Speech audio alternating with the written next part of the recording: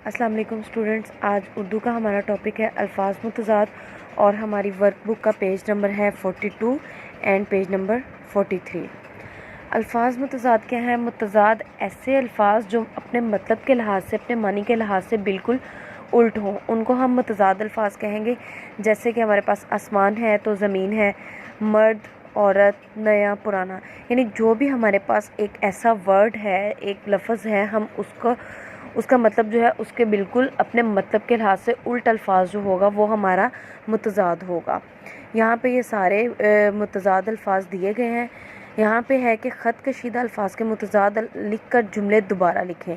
यहाँ पे जो अंडरलाइन हुए हुए वर्ड हमने उनके मुतज़ाद लिख कर जुमले जो हैं वो दोबारा लिखने हैं।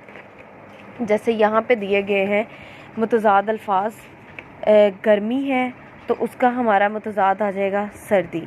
सफ़ेद है लफ्ज़ तो उसका हमारा मुतज़ाद आ जाएगा स्याह। ऊंचा है तो उसका मुतज़ाद लफ्ज़ आएगा नीचा। ऊपर, नीचे, ये हमारे सारे मुतज़ाद अल्फाज होंगे। यानी जो भी लफ्ज़ है उसका मीनिंग के लिहाज से या उसका मतलब के लिहाज से उल्ट अल्फाज जो भी होगा उसको हम मुतज़ाद अल्फाज